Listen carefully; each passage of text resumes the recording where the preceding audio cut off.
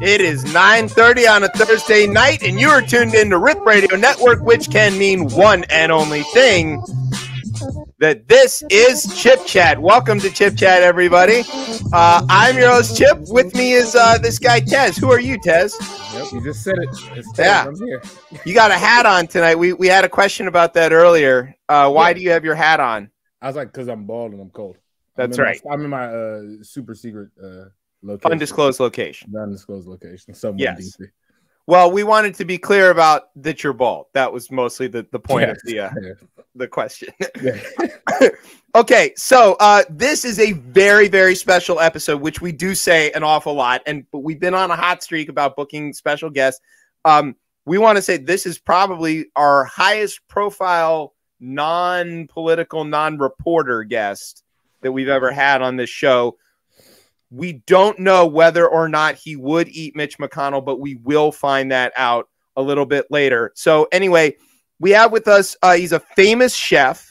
He's a TV star. And what some people don't know, he's an MC, right, and a pretty good one. Yes. So Roger Mooking is joining us. He's Canadian, so be nice to him, but he'll be here, and we're going to ask him about all kinds of amazing stuff. Questions. They're all over the place. We wrote a lot of questions. We'll probably get to 4 of them. Right. We're going to ask him to play Real Victim. We're not going to make him play Florida or not, but the story does come from Florida. So we want to, preface that. We're going to make him play the Real Victim and see if he knows who the real victim of that story is. We've got a Tez Talk if we get to it. We'll see. Did you even read your Tez Talk this week? I did not, because you know why? You know why? I'm gonna be completely honest on the radio. I never saw a link to the show. What? How is that possible? I'm gonna go on Google and fight somebody. It's definitely there because Brian was all in it. I'm in Drive right now, and I only see 1/3. This is behind the scenes, because we actually do prepare for these shows. But I thought because we were having Roger, like it was gonna go. We were just gonna kind of go up there. Well, I definitely wrote it. I would love a link though. Yeah, I'll take care of that during the break. But anyway, all right. So what we're going to do is we're going to do our word thing like we usually do, but we're going to do something special that when we go to this first break here, we're actually going to play one of Roger's songs, which when we come out of the break, we'll tell you what it is. And, we'll do the thing. All right. So let's see. Do you have your word, Tez? No. I've got a word. He's thinking about it. While he thinks, I'm going to send him the link that I was going to say definitely didn't send him earlier. I don't know. It says what? I sent it to you. That is very great. You might have, and I just did not. I'm going to go through my email again. But usually I see it. I usually see it in my drive. I'm just going to pick a word now at this point. I know what word I have. Okay. I'm ready. Okay. So are you ready? Yep. Okay. Sit back, grab some preparation. It's artisanal tomato time. You're listening to the best show, the only show, Chip Chat on Ripped Radio Network. Swoops. I never thought that it would come to this. I never thought. And you know it's gonna happen. I'm in my daddy, a promise. I put in damage to Dallas. Yeah. Choke her tight, adjust my collar. Oh, true. We came from projects to process. Hey, I never thought that it would. Course you did. Understood. Now I get back to make the stallion making good. Peter picked the piper of the pipe that I was smoking good. Now I'm giving back to all the people from my neighborhood. Why you blowing up my phone? I don't know why you keep buzzing around and you know it's no fly zone. Get out my eyes on. Now you all up in my face. Who'd have thought your story fall apart like MySpace? I never thought that it would come to. Thought you'd come to. Now we steady fighting like 1-2, like you want to. But I was shocked like how they got Mike. It's not right, it's knock knock. How they tried to rock you like night night, but who's there? We just sophisticated apes, so who cares about who runs away with whose heart and whose hair is not theirs and whose face is Botoxin and what toxin is toxic when we all gonna wind up in the same little boxes. But still, I never thought I'd see a dog with a jacket. Kind of pointless, ain't it? What's more important is who's packing and what's love, and who gives a shit if she wants her. And why's everybody an influencer?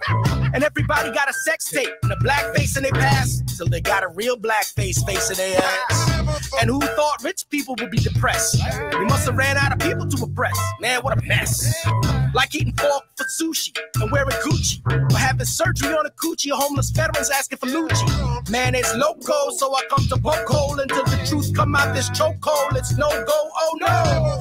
Should I just put my finger in a wet socket? Man, I got a whole record store in my pocket. True. I just be happy and laugh and put it on the gram and put it on my ear every time I make about 100 grand. Damn. All right, welcome back to Chip Chat here on Rip Radio Network.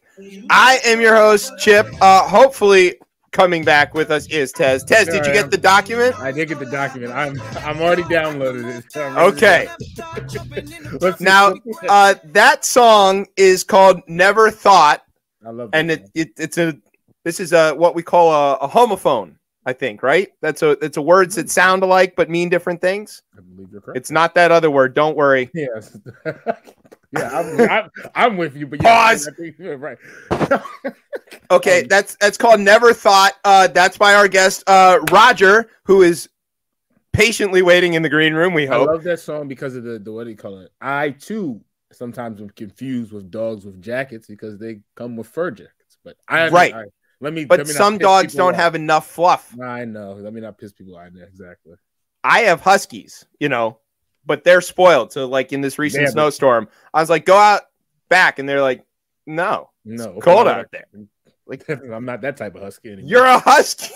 And I'm not that type of husky. No. Spoiled, suburban, gentrified huskies. I don't even know. All right, so Roger Mooking is the star of one of my favorite TV shows. That's Man Fire Food. It's a show where he basically travels the land and learns about some traditional and innovative ways of barbecuing. He seems to have a whole lot of fun doing it. It looks like a really fun job. He does a lot of other stuff too, which we want to ask him about for the second and third parts of this interview, which is why we've invited him here. But that song that you just heard, that was from his new record, which is called Edibles. There's maybe a double entendre there. I would think so. It sounds like it, but he's the chef, so we'll have to ask him. So, Roger, welcome to Chip Chat. Yeah. There he is. Okay, so. Yo, can y'all hear me? We can. Can you hear us? I can't hear me. We can hear you. So here we are. It's good. We chatting. You can hear me. We're straight. We can hear you. Yeah, we can. Okay. You hear me good? Like, you hear me good on the mic? Like, good. There we go. See, we do. This interview is going to be dope already. All right, cool, man. So we want to know a lot of things. We have a lot of questions, but top of my list is how can I get you to come hang out with me in my backyard while we barbecue and drink beer? And follow-up question, do I have to drink Molson or Blues, or can I just drink, American beer? You could drink whatever you like, man. And if you invite me down and entice me with, maybe speculate on something that would be really enticing. Brisket. I might come for some brisket. I'm Jewish and Southern. What can I say? I mean, I've got brisket is pretty much my wheelhouse there. Can you make brisket though, or you just eat it? Make. Yeah. I can spend like 16 hours sitting next to the smoker drinking beer. Yeah, I can do that. I'm great at that. I'm legendary for that, actually. I can teach you how to spatchcock a chicken. Oh, thanks. I'd appreciate it. I don't have that in my wheel. Yeah, I was going to say, I love that you've jumped out the gate talking about what you're going to teach Roger. Like, and you're supposed to be enticing him. He's going to make it artisanal. It's an artisanal spatchcock chicken. Yeah. I got chicken shears from a family friend from Williams-Sonoma when I was 7. Wow. Which is definitely the level of tools you should give a 7-year-old. Well, clearly you were into the cooking, or else they wouldn't have copped it for you, It's true. It did pay off. I did go to school for that, so eventually it worked out. Okay, so let's get to the real stuff. Yeah. I watched your show. I watch your show a lot, but I want to know, of all of the different rigs you've seen for barbecuing, because you see a lot of interesting rigs, what's the most like innovative one that you've seen? I really like the guy who built like the hut made of hanging chickens that kind of rotated slowly as they kind of hung out near the fire. Yeah. What's your most interesting, innovative rig that you met in your travels we went so far? to Death Valley in the middle of the summer. It was like 110 degrees. Oof. And there was actually a steel worker out there, a fabricator who does like custom art out of steel, right? So he made like this steel dragon. Okay. It was maybe 15 feet tall. Like it's pretty big dragon type thing, right? And he took all these little shards of steel, like maybe this big, and he just made like the scales piece by piece, single. Oh my Must God. be like 30,000 of these little shards. And he made this dragon. It breathes fire out the nostrils. The chest opens up, and that's where you put the food and stuff like that, and part of the body, the torso. So that was pretty crazy. It actually cooked the stuff really good, and it looked sexy as hell, man. that was crazy. What And I asked him, flavor? if you were to is- sell this thing, how much would you sell it for? He goes, I'll never sell it. Right. Of course not, right? You can't What does say smoked dragon taste like? Well, like chicken. Yeah, I would imagine. You know, dinosaurs, birds, you know, large chickens, I suppose. I don't know. I would assume that, right? Yeah. So, Or like a turtle. Yes, possibly a turtle. Now we're going to get to the turtle. Get to the turtle. So Roger is an interesting intersection of Tez and I both, because while I went to culinary school and spent time in the industry, but then successfully exited because I'm not crazy. And Tez is an MC by trade and is pretty good at it. He has some interesting questions to ask you too that are sort of food hip hop adjacent, I gotta Yeah, say. yeah. I don't know if they're like Yes. related. Yeah. So yeah, what we're gonna do is we're gonna slide like one against the other. So go ahead, Tez, throw one of yours at him. Let's see what happens. So what I'm gonna throw at you, Roger, is gonna be lyrics, right? And then they're gonna talk about food in them, and you're gonna have to guess who said it. We're gonna start off easy with some one of these for you. We'll start off with easy. Let me find where's my easy one here? Losers are forgotten, jealousy turned rotten, like the super soaked cotton with a bitter taste like possum. That's my verse, bro. That's my Yes. verse. Oh, okay. Hey, guys, so- It took me into the third line. I was waiting because I was like, yeah. I was gonna see. I was like, let me see if I can get him with the It first. tastes like possum. Yeah, that's actually one of my favorite verses I wrote. It's a Actually, really good verse. Thank I you. like that you're able to rhyme cotton and possum, because if Yes. you lean on the vowel sounds of those two words, they definitely work. You see the skills, bro. You see the Yeah. skills? It's a little seasoning in the language. Right, and I'm gonna throw a random because I know. Yeah, give him another one. I know That you're was too easy. Trinidadian, and he mentioned seasoning. And my Trinidadian folks, they want me to ask you, how do you make your green seasoning? Okay, so I use cilantro, parsley, garlic, and lots of olive oil and lots of black pepper. That's it. You grind it all up, make sure it's suspended in the olive oil, put it in the container, top it with olive oil so it lasts longer because the oxidization doesn't hit it. That's how you make the green seasoning. And that thing goes in so much food, bro. All right, cool. All right, Yep. They're gonna be happy for that. That's I'll good. pass it back. It's like this close to a chimichurri, but no acid. So No acid, yeah. right. No acid and the bitter orange. You don't have the bitter orange and all that yeah. stuff. All right. So speaking of seasoning, have you ever had mumbo sauce? No, what's that? Oh, okay. This is what we in DC put on everything. There's a great argument about who has the best. And the answer is always such and such carryout.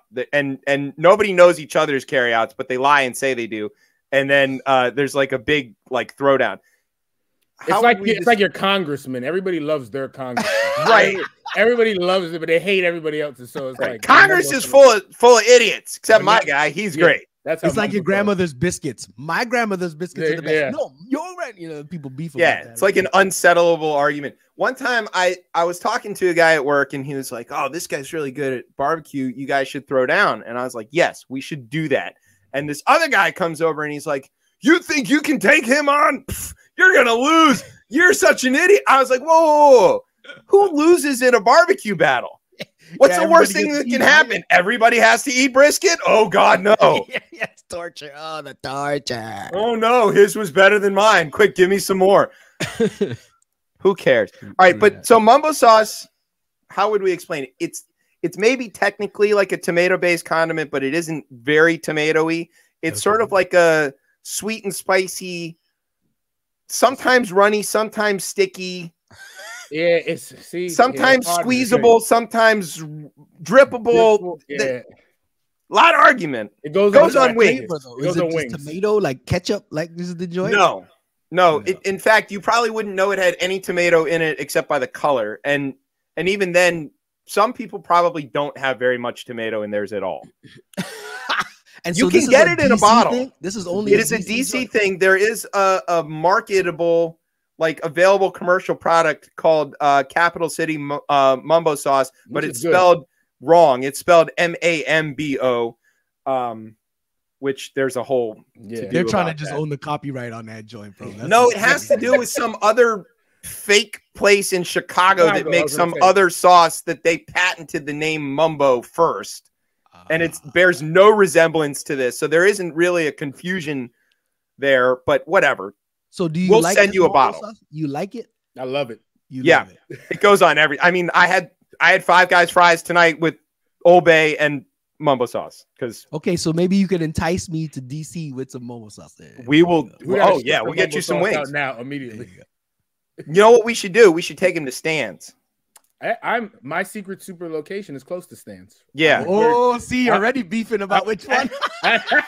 I'm right around. We need to go on a Momo's tour, bro. I'm gonna come to DC. We're gonna do a Momo's tour. There you go. And we'll set that up. A good spot. Yes. That we need to do that. Yeah. And if you can survive 2 drinks at Stan's, you win. Not the drinks, going up the steps afterwards. Oh yeah, afterwards. It's in the basement of this office building. Has a very like old guys in 3-piece suits kind of vibe to it. Yeah. No, not those kind of guys. Not those kind of guys. Oh, okay. Like the old guys who are janitors for a 40-year career, but then somehow also drive Cadillacs and run the government. The pension's good. The pension's good. Yeah. Worked for the government. All right. So while I had COVID back in the first part of the pandemic, I lost my sense of taste and smell for like 11 months. It was 11 months. It pains 11 me months. every time he says it, right? Look, exactly. I couldn't. So that's how I knew I had it. And then after I recovered, I still couldn't smell or taste until I got my Johnson vaccine, which cured it like literally within a day. It was a miracle. But during that time, I watched your show and other cooking shows a lot. And I don't know why, but why? Because it's great. I'm amazing. No, but I mean, like, why I was even more interested in it than usual. Because you couldn't take. Yeah, because I couldn't. I guess I was like imagining the flavors. Oh man. But so how has the pandemic impacted food broadcasting? Because it's so dependent on that kind of relationship. Yeah, I mean, like it depends on the production company, depends on the broadcaster, what is their appetite for risk. So, the thing is like the demand for content and people wanted to watch stuff has gone up, but the capacity has slowed down a bit, so like some sets are just, some people decided that they're not going to do production companies. Others were like, okay, we're going to lose money, but at least we're going to stay in the game. They didn't anticipate it's going to be 3 years deep, but they're still out here.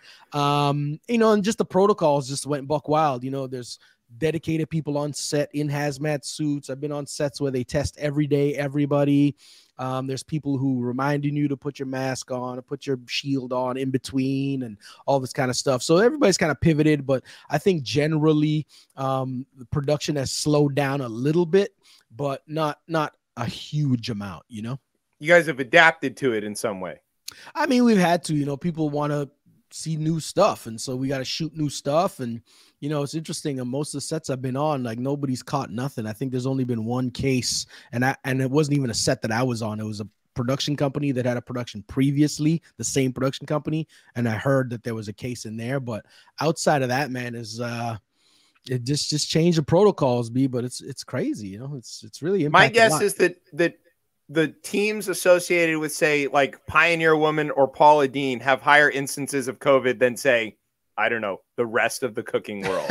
I don't know about all that, but you know, like those sets are fixed locations, right? Right. Whereas like a show like Man Fire Food, I'm traveling, we're getting in and out of play. Yeah, that's risky. So the risk, and you're in out with a whole bunch of different people constantly. So that is a much less controlled environment. So the risk goes up. So the propensity to shoot the travel shows has gone down a lot, because the other thing is you don't want to send out a production crew and then like 2 weeks later they shut down the whole world, and then you're like stranded in Bulgaria or something. Sure. Like, oh my gosh, how are we gonna get back? So those kind of travel related shows have slowed down a bit from what I've experienced. Speaking of travel, I want to ask you about your airport restaurant. You have a restaurant there at the Toronto airport, which Rush fans know as YYZ, and that's dependent on basically travel, right? So how have you had to change around what's going on at Twist? What's Twist doing in the pandemic? I mean, the beginning of the pandemic, we shut down for like 3 months, right? Then because like everything was shut down, the government just shut everything down, right? So then they started to open things up gradually. So airports were one of those kind of first things actually to open, and the protocols in the airport are actually incredible. You know, it's probably one of the safest places to be in the airport, because to get on a plane, you need to be vaccinated. You need to show negative PCR tests to get on planes. So like most of the people who are customers, all the people who are customers aren't carrying vaccine, and they're all masked and they're all vaccinated, right?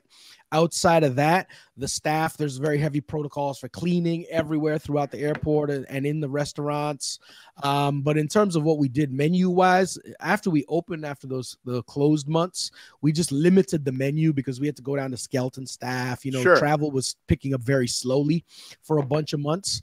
But interestingly enough, in the last 4 or 5 months, I've been there for 6 years, we had record sales in the last 4 or 5 months. Good. Travel has been crazy. I'm in the domestic part of the airport. So if you're flying inside Canada, which is impacted very differently and less so than I'm sure it's a lot safer.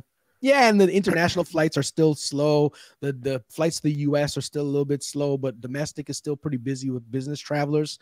And like I said, the last 4 or 5 months, we've hit record sales, and our team is clipping and popping, and I'm very proud to say that we've had not one case caused from the restaurant through the whole COVID, man. It's pretty incredible. Knock on wood. Look at that dedication to like safety, and so can we get your government to kind of run our government for a little while? Because like, look at their success level compared to we have our challenges. Don't get it twisted too, of course. But of course, we just try our best, man. That's what it is, and we're just very risk averse. So we just make sure we're very, very, very careful.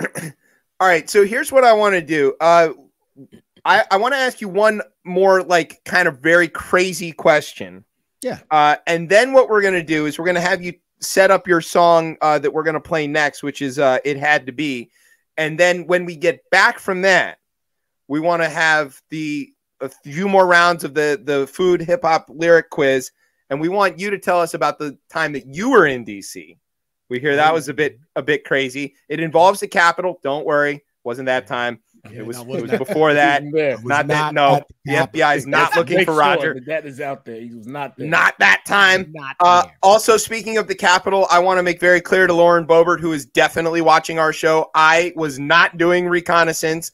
Just because I'm Jewish and walking around does not mean I'm doing reconnaissance. I don't know why you thought that was a thing or yelled it at a bunch of rabbis. But you should not do that ever again. That happened? She did that today. Yeah, she did that today. Some Orthodox guys were walking around and she was like, "What are you guys doing, reconnaissance?" Yeah, Lauren, we're definitely the space laser is. Oh my God! Stop it! Let it go! Let it go! Let it go! Okay, so we read this week a story about celebrity salami. Now that sounds like just stop. It doesn't sound. It's not the thing that you're thinking, okay. And it's also not the other worst thing that you're thinking. It's worse than that. Okay. Basically, I thought it was Taylor Swift, so that was like for me is the worst thing possible. But that's cool. It could be.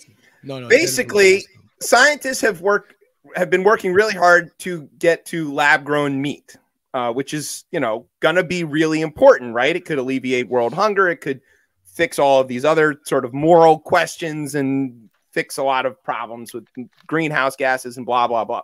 And my cousin Yuval big deal rabbi in Israel, figured out that lab-grown bacon would be kosher because it doesn't have any of the forbidden rules about it. Animal, yeah. I have been practicing by eating real bacon until I get it. To make sure the palate, Just now to you make got the sure it palate works. Back, you're like, I gotta test it Yeah, to the limit. I test all the bacon. So I was testing ribs last week. So what we also learned is that because they've got this method, they could theoretically grow meat from people, from the same sort of cells. And there is a company that is working on how to take lab-grown meat to make salami. I don't know why they picked salami. And they set up a Twitter thing so that you could tweet at various famous people and ask them if you could eat them, so to speak. So you Roger, are cells to this? Huh? You would donate your cells to this? Yeah, the idea is like they would ask you to donate your cells that we could then grow. So Roger, you're famous and you're a food person, and we want to know, could we get you to donate some Roger to make some Roger salami? Yeah, as long as they sell it in the hell department of the metaverse. Put it in the hell division in the metaverse. We sell a jillion of them. We'll do it as an NFT. How about that? Right, yeah. There it is. So some crypto GameStop on it and just call it everything all at once. Boom, retire, buy an island. We're good. Oh my God, the world we're in sucks. trouble. We're in trouble. That's all I'm gonna say. Just from that comment of where the part of hell in the metaverse. That's everywhere in the metaverse. The hell in the metaverse. What is this? Come on, it's every That place. was redundant. That was Exactly. redundant. Yeah, here in DC we have a club, 2 clubs called Heaven and Hell. So That's a bad place. I love Do they hell. sell momos there? Do they sell momo sauce there? No, No, they don't. they don't have I food ain't there. going, bro. I'm not They going. just have They don't want you to have food. They just want you to. I have bad stories from that place. yeah, but they were never In picky heaven. about IDs when I was in my early 20s or late teens, early Well, they don't 20s, and care. that worked out well for me. All right, so we're gonna go to a break where we're gonna play "It Had to Be." So Roger, set up this song for us and explain to us, what is going on in this song before we play it. Interestingly enough, man, I love that y'all are diving into these songs because these songs are some of my favorite songs on the record. This is like some real hip hop heads kind of songs, so I appreciate that. It Had to Be was just a feeling, man. I just made just this ill, stupid beat. And when you make a stupid ass beat like that, you just want to rhyme your ass off on it. So, this song is like the most densely packed wordplay in the most simple syllable structure possible. And so that was the personal challenge for me on it. And I just love the feeling of it, man. I love the beat. I love the sax and the sung elements in it. And it's playful and it puts you in a space, like you're on the street, some dudes rhyming, you know what I mean? So this is what this is like. All right, it's a dynamite song. We're going to play it right now. We'll be back with the second half of the first half of the show in just a minute. You're listening to Chip Chat on RIP Radio Network. Sweeps.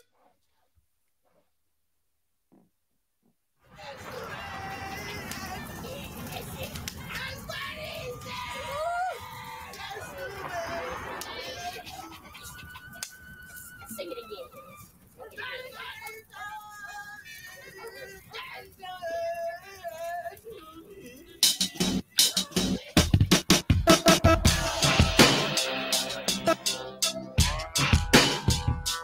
Has to be.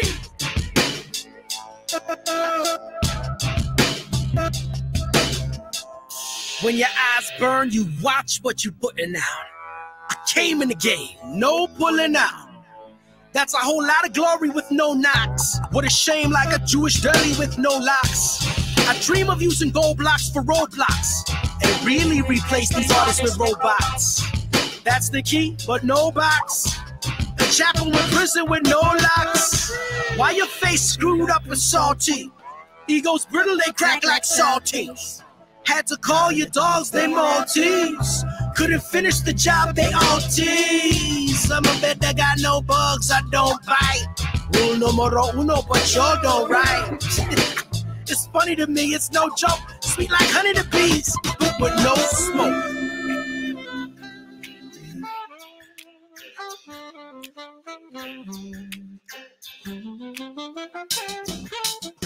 the way it had to be.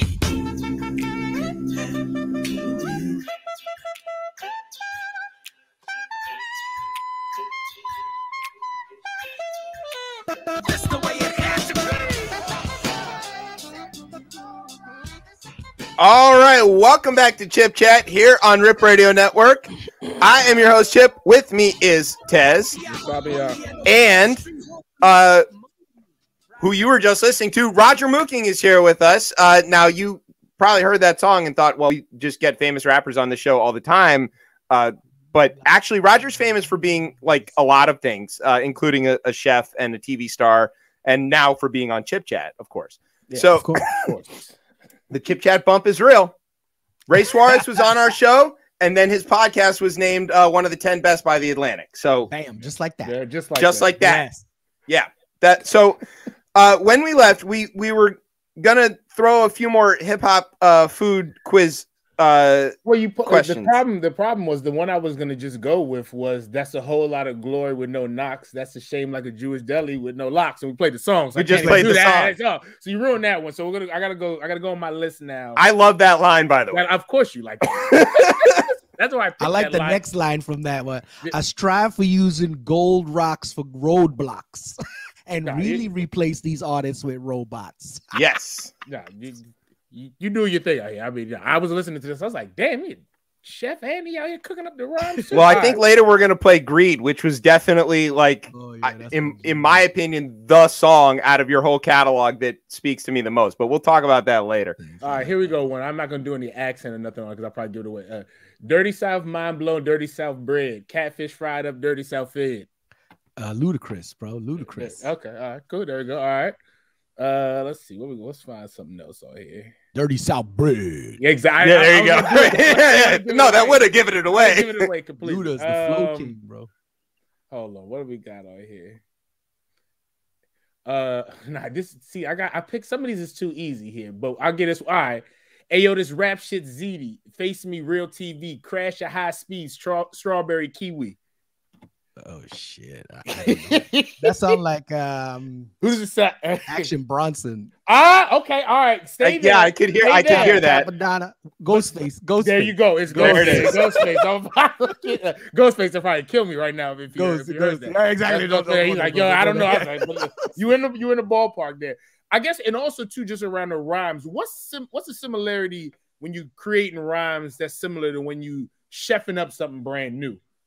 You know what's really interesting, man? I just was in the studio. I'm producing this singer-songwriter, right?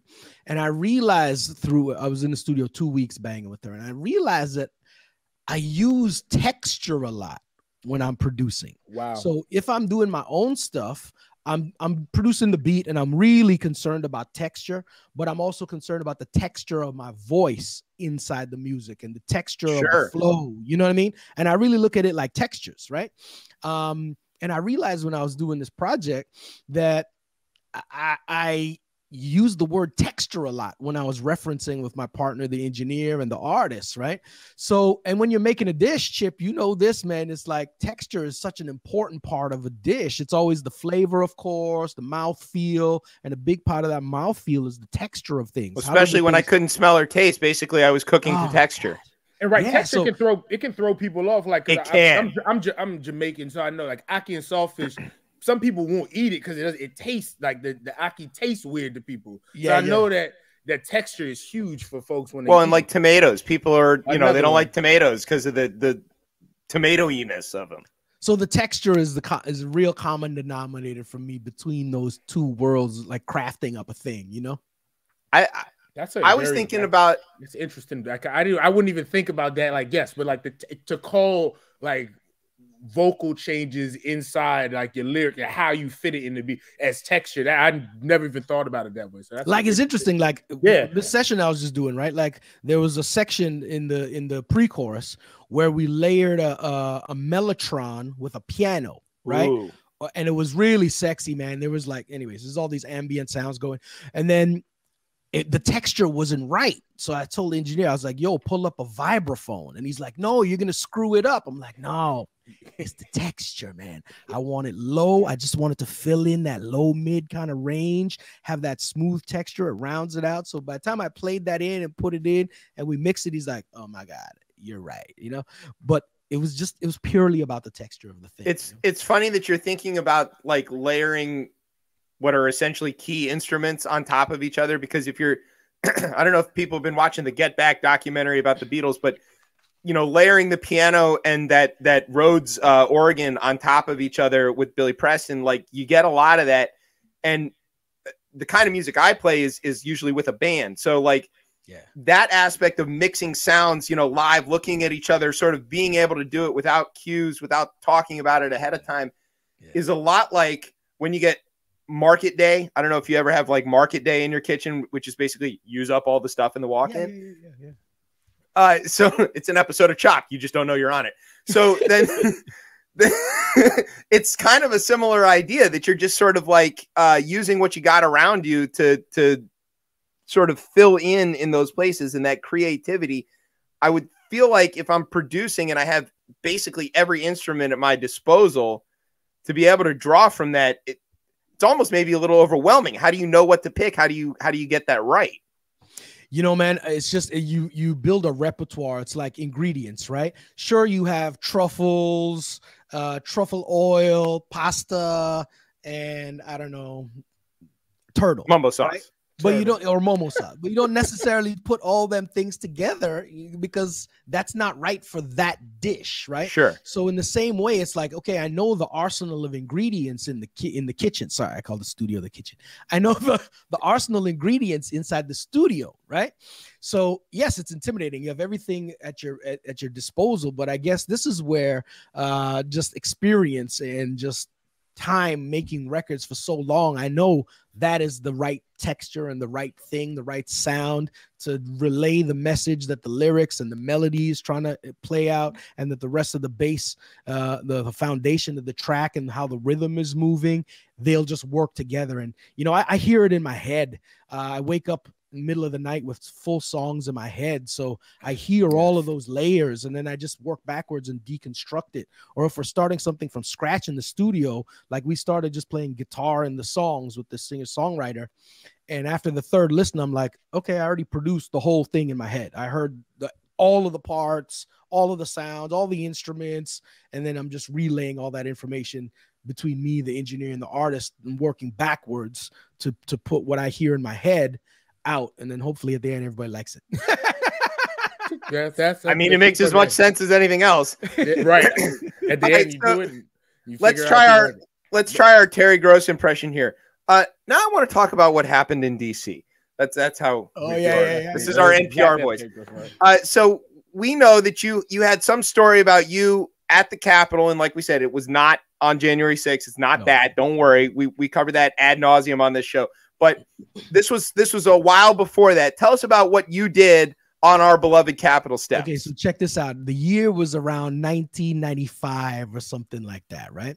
My friend, I was in a group, a band, and my friend in the group has polio, so he walks with crutches. His parents have been trying to, find ways to cure this polio their whole life. They came from India and moved to Canada to try and get a better life and to all that stuff. Okay. So they heard about this doctor in DC area who was curing people with polio with this kind of like snake oil technique, making them stand in sand and all this kind of stuff, right? So he's like, okay, I got to go. My parents want me to go. I don't really want to go. I don't care, but let's go. I'm fine the way I am. So let's just go. So we went and met this guy, blah, blah, blah, blah, blah. So then afterwards, we're like, yo, let's go down by the Capitol. Now it's like 12 midnight, 1 a.m, right? So it's me and these two brown guys, okay, chilling outside the Capitol. And this is pre 9/11, so we weren't quite so jumpy yet. It's open. It's real open. Yeah, it's open, right? So there was like 2 security guards at the Capitol at that. They're called the Capitol Police. They really don't like to be called security guards. I'm sorry, bro. I don't Just know got their heads caved in by a bunch of rabid racists. I do. I love the cape you just put on for them. That you're like, I no, worked we for gotta them do briefly. something. I care about these people. He I get it. defended, bro. Like, He's like, hold on, they're not security, damn it. Mark so it the down Capitol- on the calendar. Today was the day I defended the police about anything. So check this, B. So the we just rolled up on the Capitol Police guy and was like asking him questions about, yo, what about this? And he's telling us, oh, there was like horses, there was a revolt or something. The horses ran down the stairs and all this stuff. I was like, wow, that's really cool. And he's like, yeah, you want to come see it? Dude. Yeah. 1 a.m, this dude toured us around the Capitol building. He's taking us in all these back rooms. He's like, oh, we're not supposed to be in this room, but let me show you. And he's pulling back all these like false walls. And he's like, here's Teddy Roosevelt's signature on this like little corner of this thing. And JFK wrote a little note on the corner of this wall behind this false wall. And then he opens his other doors with all these like artifacts in it. Dude, we got the most gangster behind the scenes tour, like 1 a.m. from a Capitol Guard for like 2 hours. And then he's just like, okay, bye, have a nice day. Right. Like, imagine that would never, there's no. That's what, well, we don't have to admit, we grew up here. And that was my... white folks fucked that up. They're going to tell you that it's 9/11. White folks right. fucked that up. Remember that it was that guy who was running around shooting everybody that changed the way that they locked down Pennsylvania Avenue behind the White House and all that during Clinton. And I grew up with that. I learned to drive in the Pentagon parking lot like everybody else I know did, because it was, it's huge and it's open. Yeah. The Capitol is an interesting place if you ever get to walk around inside of it, because one of the things that lets you know it was built a really long time ago is how short a lot of the doorways are. Yeah, people weren't as tall back then.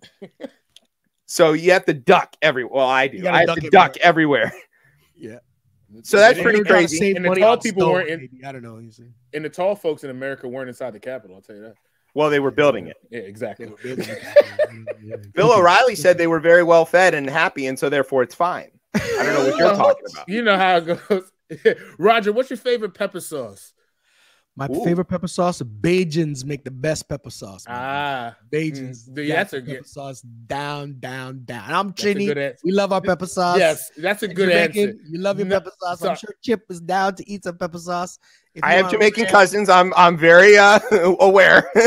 So it's actually between the Bajans and the Guyanese. The Guyanese and them make a wicked pepper sauce too. We'll let Kojo know you said so, because he's from there. Guyanese?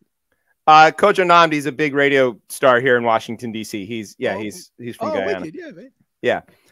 Okay, so your music career, it's not new. People might not know that, but it's not new. It's been simmering like a stock pot for a long time. So, when did you start music first, or did you start cooking first, or both, or what? Like, which chicken and egg kind of thing? It really happened simultaneously, and I've been doing it like that. So when I was about 15, 16 years old, I started working in kitchens. And I would take all my money from the kitchens and rent equipment and build studios in my basement or my partner's basement for 2 months at a time. Or we'd go to the studio with like restaurant money. So I used to take all my restaurant money and invest it in this group that I was in. Over time, that group just did really well. We started to win a bunch of awards and do all these shows, appearances and stuff. And then I morphed into kind of this other group that blew up even bigger and did that for a long time. Like, I did music professionally for almost a decade. And then I kind of fell out of love of the industry of music, and the way that the business is handled in the industry. So I was like, yo, screw this, man. I love making the art, but the business is just volatile. It's violent for artists, right? And so I went back to cooking. I was like, I always loved cooking. So I'm like, yo, let me go dive into cooking. So I went to cooking school. I worked in restaurants, caterers, hotels, restaurants, like you name it, everything except lunch counter, for high schools and stuff like that. So, and then next thing you know, I was chefing at a restaurant, and people were still calling me to like, oh, help me score this film thing, or like I want to release one of your songs in the UK, or people licensing records. So all that time I was in school and doing that stuff simultaneously. I'd keep dabbling.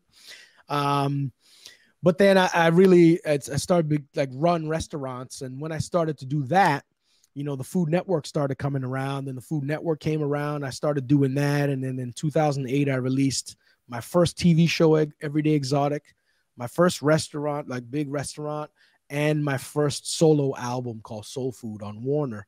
And that was 2008. And I've been just doing music, records, TV, restaurants, all that stuff kind of ever since. So they've always kind of gone hand in hand. You know, there's certain times in my calendar over the years where music just dominated my life, and other periods where the chef industry dominated my life. And now I found this place where I kind of able to do a little mix of both comfortably, and it's amazing thing, man, because I don't get bored of one or the other. I'm like super ADHD, so I can't get bored with one or the other. If I stay in one thing too long, it just becomes like I don't want to do this anymore, you know. So it keeps it fresh, man. That's fantastic. Well, you mentioned soul food, and I have another kind of like random question. That a song on soul food, which I thought was really dope because the horns are crazy. I think it's Y-O-Y. Yeah, that song is good, man. It's good. That song, what is a comparable dish or food to that song? Great question. He's thinking. It's a radio show, so you can't let him think like that. Yeah, right. Seductive, like I think of like lobster with hollandaise and caviar is decadent and rich and sexy, you know. That's a good answer. That's a good answer. Yeah. Like Kenny G on a plate. Well, let's not get carried. Carol. Right. Yeah, it's not the worst thing I've said in a long time. That is a bad one, bro. I only met you right now, and I vouch for that. Yes, that's that was bad. No, Brian, mark that somewhere. Yeah, like Kenny G on a plate. We need that. I need that for a couple weeks from now. We're gonna run out of room on the Old Bay can for all these catchphrases by the time we're done. All right, so. You kind of mentioned that you're multi-talented, that you're cooking, you're writing music, you're producing music, you're doing TV and all that stuff. You know, the pandemic has forced a lot of people to do multiple jobs at once. A lot of people have to be kind of taking gig jobs, 2 jobs, 3 jobs at a time just to make ends meet and all that. Do you see any sort of reflection amongst the people who, you know, maybe had to get who are multi-talented like yourself, who got shunted into one direction or another and didn't get a chance to really use their multi-talents, and now they're sort of giving that space, or maybe even forced to take that space to try to make ends meet? How do you feel about all that? Yeah, you know, it's a really interesting thing, because I think a lot of people, they separate, and I talk about this and I think about this a lot, and I bitch about this a lot, is a lot of people separate and segment themselves and their life. Right? Sure. So they say, okay, I'm living this life. I have work and I have life. I just don't understand that. It's like, why are you subdividing your person to live your life? So whether you're doing something that generates an income, whether you're doing something that's out of pure love, whether you're changing a diaper, whether you're trying to feed the kids, whether you're shoveling the snow, whether you're walking the Capitol, it's just all part of your life, right? So why am I trying to subdivide my thing? You know, and as being a creative person, I can't turn on and turn off creativity like that, right? It's not like I can schedule a song coming into my head at 3 a.m. and jump up and write it down. You know what I mean? It's like, so I always look at it like it's a gift. When I get woken up by a song 3 a.m, it's a gift. And it's my obligation to honor that gift by acting on it immediately. So if making that art wasn't my work, and it's just my life, like, what is that about? Like, it's all just one thing, right? So try and find your purpose, live in that purpose, and act on that purpose, right? And I think a lot of people now have that opportunity to be able to do that. Sure. You know, I'm amazing at crocheting. I could crochet the ass out of anything. So now they have the time to sit down and crochet, and they're like, you know, the line of this work-life balance illusion thing gets blurred with that. But really, they're living their life and their purpose. So why separate like that? If you're not living your purpose, stop, find it, and go do that. Because very clearly, if you can crochet the ass out of anything, you should do it. You know, so I think about that a lot, man. And, you know, I think crocheting the ass out of things. Yeah, I think about that a lot. That's kind of Roger, you bring up something, and like on the, not to go crazy, but like a lot of times on the show we've talked about universal basic income, and A lot. We talk about that a lot. just to you, I think sometimes even societies don't necessarily see how, even if you were able to give folks like money to be able to go do something that they're passionate about, like how that could benefit. Like if someone was passionate about cooking or crocheting, whatever it is, and they were able to, I guess, still be able to survive, but also have something on the side that allows them to go do something creative. I feel like that's a net positive for societies. Sure. We have better societies, but with that, the response you just had there, like folks having like life and then work, I think, right? It can't be these separate things. Everything is just life. It's just Right? life. It's just It's just life. So what you're doing is you're diametrically opposing your own self, right? So by saying that there's a work-life balance, it means that they're opposing forces, Right. Which Yeah. tells me that you hate your work and you Mhm. like your life. So you're balancing what you hate with what you like. So why are you doing that? Stop. It's insanity, my brother. Stop doing Right. what you hate and do what you love. And So we can add to the list. He's a chef. He's a musician. He's a TV star, philosopher, There we go. philosopher king. Well, there's a band out of Canada called Philosopher Kings. That's Yeah. a really good band That's name. true. That's a- They are. That's a band Yeah, name. Oh, Carnival, or is it pronounced Juvert? What's the Juve. difference? Juve. Juve, yeah. What's the difference between Juve and Carnival?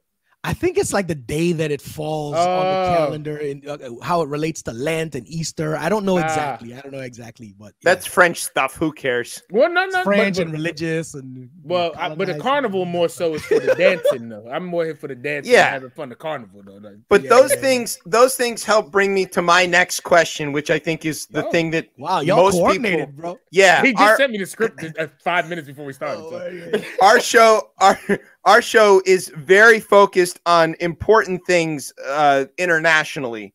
And specifically, I want to ask, before I get to the follow-up question, Roger, what color is money? He's thinking about it. Money doesn't have a color. Oh, you're gonna ruin the segment. Okay, I think money is green, and I think that countries that have money that isn't green, especially pink money, are weird. And I don't think that that's normal. But you come from two places that have that lady on them and have pink money and all kinds of stuff. And I've got, like, at the curling club, we freeze money into the sheets because that's somehow good luck or whatever. And there's loonies and toonies in there because we have to have Canadian good luck. Really? Why are they called loonies and toonies? What is wrong with y'all money? Well, loonies is because there's a loon. There's a duck on it. I know. There's a loon on it, and a toonie because it's worth two. It's $2. two loonies. I get it. It's not creative or funny, but why? Why? And that's is very Canadian, not creative and funny. yeah, Although we produce per capita the highest amount of comedians. Just yeah. You have all these funny people. They just come to America. to get- And also too, Odd Squad is one of my favorite shows. SCTV. Oh, Odd Squad is SCTV, banging. John Candy, Seth Rogen. Yo, I could start listing, bro. Odd Squad. Can we take a you small have- tangent? Yes, no, I enjoy it, and I know you have kids, so like, Right, you we're watch- parents. We have to watch all these PBS shows I with our love kids. Odd Squad. Odd Those Squad kids is- are dynamite actors too. They're really good. Amazing. Yeah, amazing. I watched a lot of Odd Squad, bro. I can imagine. Yo, I'm in that mode right now, and Yeah. sometimes it's like went to sleep. It's like 8:00. I'm sitting back. I'm like, Yeah, we can keep this on. Better than Super Y. I'm tired Bowl of of Super cereal Y. and Odd Squad. That's your jam test. And look, I'm Put some momos on it. You're straight. exactly. I have not tried Mumbo sauce on Cheerios, but I think it might work. Hey, It could work. It could work. I mean, it could work. you know, I mean, we'll try goes it with out. everything. Speaking of money, we've got one more round of questions, the lightning round. But before we get to that, we want to play one more song of yours in the break, which has to do about money. It's off of the new record, off of Edibles. It's called Feel Good. In this song, you have an interesting suggestion regarding landlords. And would you care to elaborate about that? And then we're going to play the song and come back with the third half of the interview. yeah, there's a reprise in that song that says, "The landlord called and he want the rent." I hung the phone up, man. It's all been spent.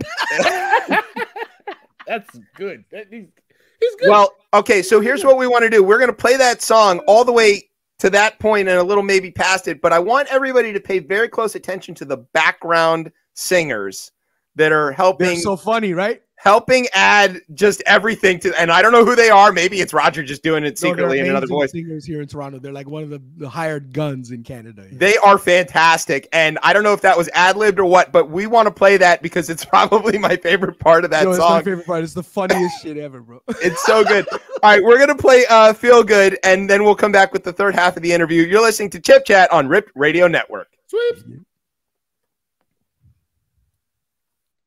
What's going on in the world today? I stare in the mirror with a world of face. Stare in the mirror, stare in the mirror. They doing all of this at a whirling pace. They doing all of this at a whirling pace. But who the fuck said I gotta join the race? Who the fuck said? See, today I woke up and I had enough. Admitted to myself cause I'm man enough.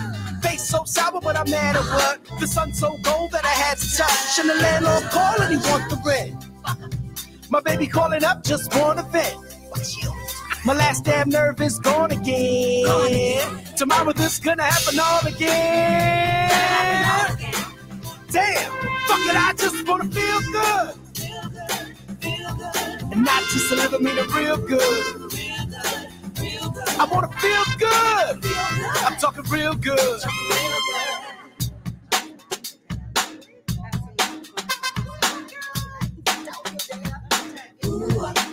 Man, I'm feeling really good about my life today. I'm feeling really good about my life. The trouble in the world, feel the world away. See, I think I'm gonna turn off the news again. Today's news, everything is man. I think I'm gonna turn up my mood again.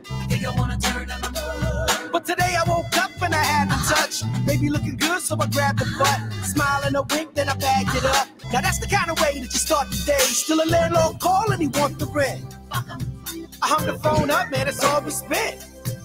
See, nothing gonna get on my nerve again. Tomorrow this gonna happen all again.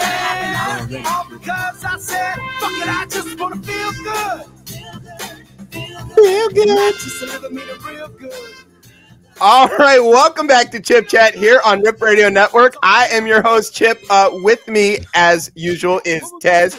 And that was our guest, Roger, with that song, Feel Good. That is a fantastic song. Thanks, man. It's so fun. Yo, we had so much fun making it. Like, this whole record is me and one other dude in the room. We brought in only 3 people. One guy played sax and flute, one person on a couple songs. And then these backup singers, these two amazing backup singers came in and sang just this, everything else. But we had so much fun, man. They were laughing. We were having so many jokes in the studio. Did you write their line there, or did they come up with that? I wrote all the parts and all the harmonies and everything. But yo, we had they were dying laughing. They're like, yo, this song is so fun. It's a fantastic song. I can't tell you like how much I've been playing that. Yes. All right, so let's try a little lightning round stuff here. This is gonna go a little bit faster. All right. Do you think you could beat Bobby Flay, and if so, with what dish? Yeah, I could beat him if I make goat roti. Yeah. Okay. Mm-hmm. Do you think he knows what that is? Yeah, he knows. He's a cool dude, man. He knows. A what's goat up, roti is gonna probably slaughter that. Yeah, that's gonna be. Do you have enough time to do that though in the allotted time of the? That's probably the only way I'm gonna beat him. So I'm gonna find a way. You need a long time. This Iron Chef, bro. He's a date. That dude. All right. Do you think that your Caribbean roots give you an advantage in cooking over some other North American chefs because of the wider range of ingredients and stuff that you've been exposed to? Absolutely. And especially coming from Trinidad, it's the most multicultural of all of the islands. So there's like Spanish influence, Dutch influence, French influence, English influence, of course, African influence, Carib Indian influence, East Indian influence, and South American influence. Yeah, so I think on that island, man, we got it locked. One of my favorite broadcasters, Lakshmi Singh, is from Trinidad. Oh, Lakshmi, yeah, of course, yeah. And nobody would know that until they hear her like pronounce a bunch of extra words and like speak Spanish for whatever reason. Yeah, that's cool. All right. How many blowtorches do you own? 0. So you just borrow them at every time you go and like light stuff on fire? Yeah, you don't really need it. Like, honestly, you could save so much propane. Start the fire and just fan it. Yeah, I use a long lighter and not a blowtorch. No, I'm an air conditioning man by trade. I have blowtorches. I have lots of torches, oxyacetylene. But you know what's the best thing? Start the fire and then get a leaf blower. and just point it Yeah. at that joint. It does the same thing as the blowtorch without wasting all this propane. And that's what I save my beer boxes, from my 12 packs. Yeah, man, burn it, man. Yeah. Just let it burn down and then get your fire going in your wood. All right, so we want to play this game called Real Victim. Now, the way I that got this... one. Hold on, I got Oh, one. well, I got one. okay, go ahead. I had more, but don't worry. Right. Roger, what's an old Trini saying that an old grandmother would say in Trinidad? Give me one of those. Goat don't make sheep. Go. Okay. You know what that means? You know what I don't that's know. about? No, We give can me that deduce one. that. So what happens is if I do something and it looks exactly like how my father used to do it, or I say something it's exactly how my father would say it, they say, "Goat don't make sheep." That's Like a good, apple doesn't fall far from the tree. that's a good one there. That's a The good other one. the like other that. one I love too is when they say, "Your father is a glassmaker." So if you're check this one. This one is so genius, bro. Jamaicans got great ones too. I think Jamaicans are the masters of the English language, actually. But anyways, so your father's a glassmaker. So if you're standing somewhere and let's say you're trying to watch the TV, I know and this somebody one come because and my stand in father-in-law front of says you like this one. you're like, "What happened? Your father's a glassmaker." Better door than a window. Yeah. Exactly. Yeah. My grandmother always hits me with the dog gonna eat your supper. It will. Don't mess around. Right. Yeah. All right. Let's see. We're gonna play Real Victim. Now, this has a Caribbean feel to it. It happens in the Florida Keys. So basically, the way that this works is we're gonna tell you a story that happened. There's an obvious victim of this thing that happened, but we want to know who the real victim is. You kind of follow along where we're going with this? Yeah. Okay. So here's the story. It's like Drink Champs without the shots. Yeah, kind of like that. So I'm doing a dry January. I usually got to drink with me. yeah, well, and I'm Where's your? Oh yeah, you can't be all. Yeah, I'm about to have a baby. yeah, Yeah, you so. better be. So okay, so the way that here's what happened. These two guys got caught for dragging a flaming Christmas tree around the buoy at the end of Key West. There's this southernmost point in the U.S. There's a buoy that's floating there. These guys got a Christmas tree. I don't know where they got the Christmas tree in the Florida Keys. They got a Christmas tree. They lit it on fire. They put it on the back of their boat and they towed it around the buoy. And in the process of doing that, they burned and scorched the buoy. And it got caught on camera because, of course, the Coast Guard's watching and they got the cameras. But nobody could really tell who these guys were, and they weren't easily identified and whatnot until a hot tip came in from the bar that they had been drinking at previously. The bartender recognized them from the cameras, and the reason he recognized them is because they didn't leave a tip. Obviously. And so he was like, I know these guys. They're these jerks that didn't tip me. Oh. Okay. Always tip this bottle. Always tip the bartender. Always tip them. Always tip them. Even if they're making better than minimum wage, tip them. Tip them. Just tip them, bro. Tip them. All right. So who is the real victim in this story? I think the Christmas tree is the real victim in this story. Okay. Explain your reasoning. Well, the Christmas tree was just humbly doing its thing, being a tree in the woods. Somebody already came and chopped it down. Right. And then they continued to torture it, burn it, run it around this thing. I'm sympathetic to the tree, my brother. Maybe that's the Canadian in me. Well, yeah. And of course, it's a pine tree. It's a pine tree. You Yeah. feel me? You feel me? And it's in Florida. It's in Florida. So it didn't just get chopped down, but it got dragged at least from Georgia down into Florida. We know there's pine trees in Georgia. They had to drag it I a feel long way. I definitely don't feel bad for the two idiots in the boat. That's No. for sure. Tez, who do you think the real victim is? That is a tricky one here. I think the real victim is still the service industry because, again, these terrible tippers out here. This story is only possible because they didn't tip. Because if you tip, if I'm the bartender, I'm gonna be like, well, shit. Yeah, you let it slide. You let it slide. Yeah, I had never seen them before in my life. I want them to come back tomorrow. Shit. Yeah, right. Not to go to jail. So the real victim is very obviously Ron DeSantis because for at least this brief period of time, he was not the biggest asshole in Florida. There is a good one. Fair. He was upset about that. Okay. So we want to play this song, Elephant in the Room.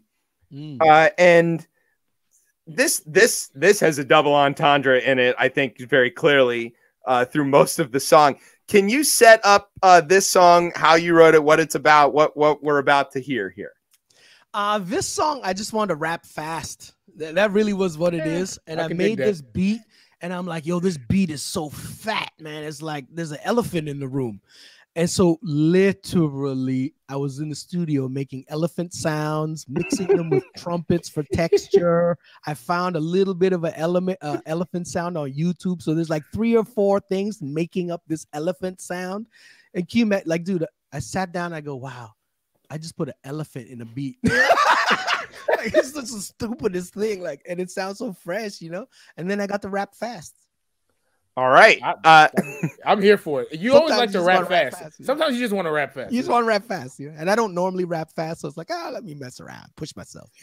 All right. So, Roger, before we play this song, do you want to stick around for the rest of the show? Because we got some funny stuff we love your opinion on. Man, I'm good. Yeah. Let's do it. Okay. Here's what we'll do. We'll go ahead and play this song. When we come back, we're going to do some rundown where we've got some stories about what's going on in the news. And then I got some of the rap lyrics. And then we've got more rap questions. And then we've got the Tez Talk where Tez is going to tell us about his favorite sport, which I hope you read ahead because I actually wrote. Which is pine tree burning. Yes, of course it is. Well, it's a thing you can do while you're pine tree burning.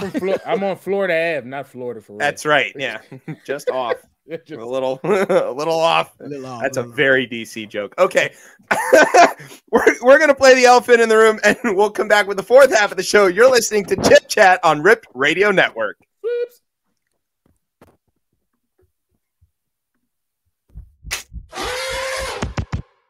I got big feet. Big feet. I got big feet.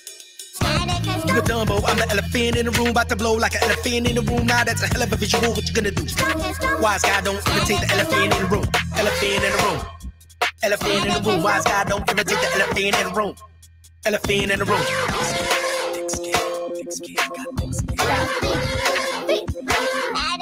Been feeling spaced out like a spaceman in a spacesuit, wearing lace boots on a spacewalk, trying to make do. Do they hate you?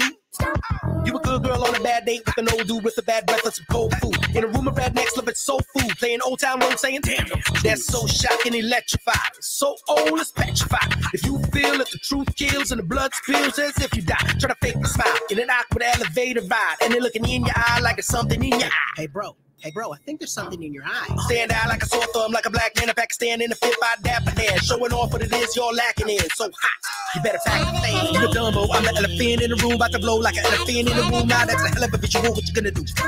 Wise guy don't imitate the elephant in the room. Elephant in the room. Elephant in the room. Wise guy don't imitate the elephant in the room. Elephant in the room.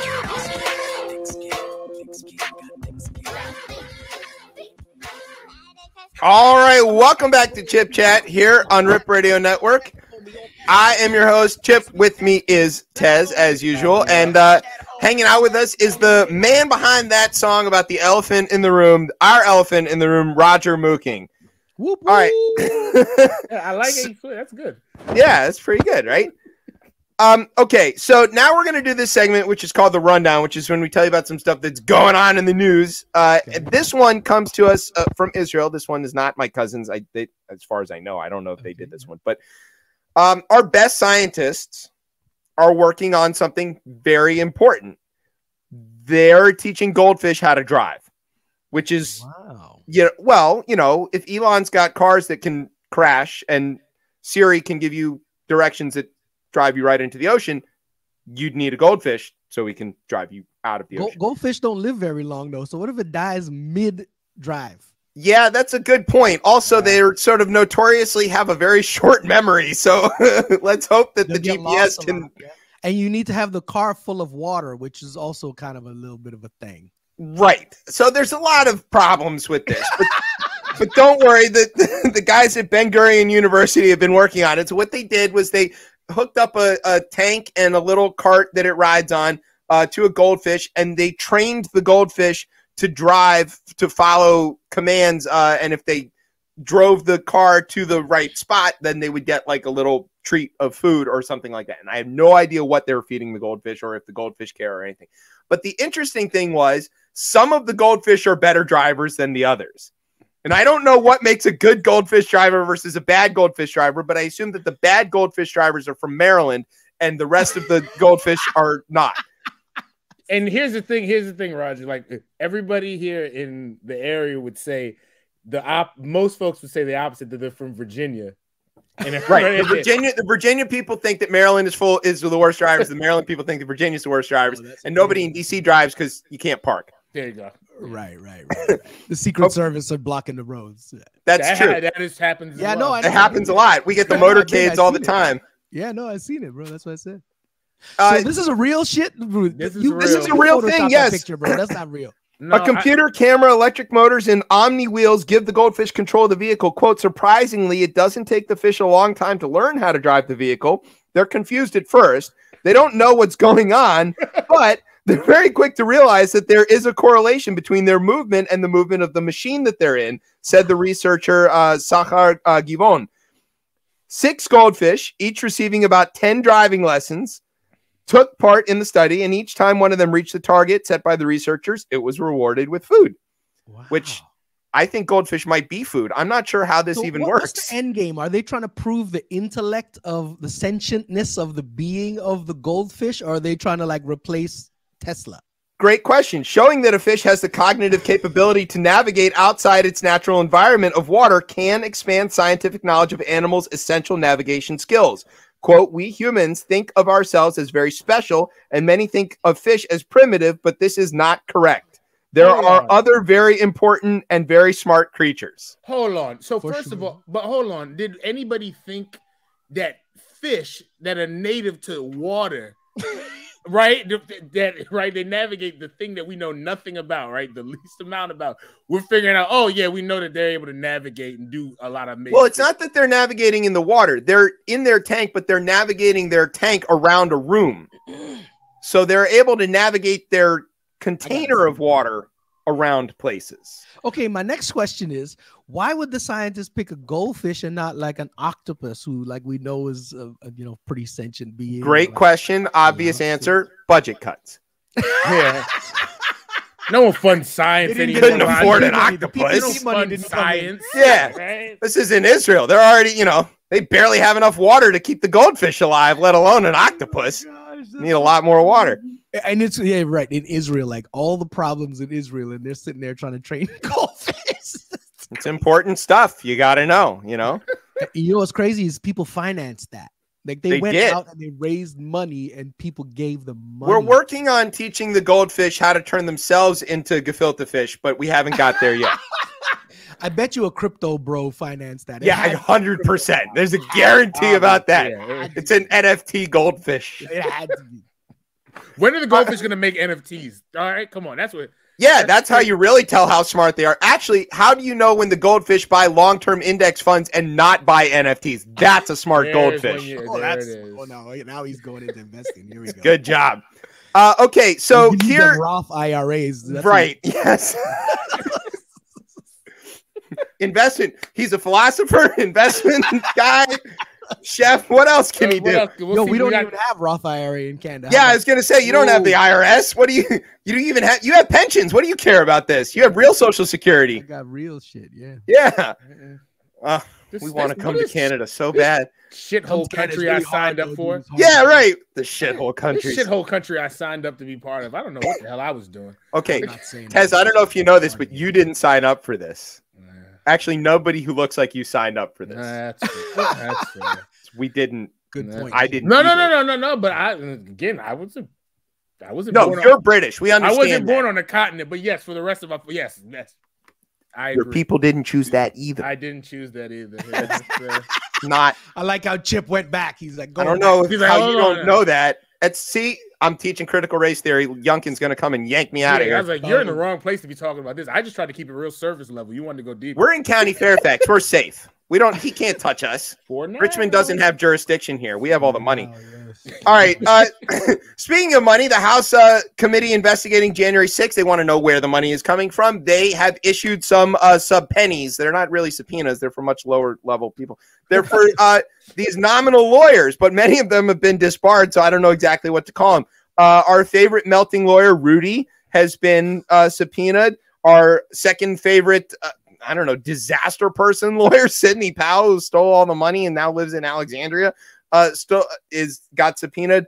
Jenna something or other, Ellis. I think that sounds right. She was the probably weirdest, quietest one of the group. And then this dude whose name is Boris Epstein, unlucky name to have right now. Oh God. Just got to say. If Roger wasn't on, I was going to do the whole show on just British politics and that's a whole nother that's a different Boris. Oh yeah, right, exactly.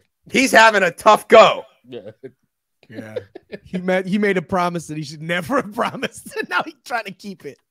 Yeah, well, amongst Brexit cascading into oblivion around him, there's this Partygate and Partygate 2 and Partygate 3 and then he's a dick and like you vote you put in power anyway. I'm not talking about this now. Never mind. I'm not. That's next week. Don't worry. It'll still be burning by then. London, to quote the Clash, London's burning, and I live by the river. What are we gonna do? It's true. What are we gonna do about these subpoenas? Because they got subpoenaed. They're obviously gonna ignore it. They're not gonna do what the committee wants them to do. Tish James is subpoenaing all these Trumpista guys. She actually filed some stuff alleging criminal activity by Trump in fraud case.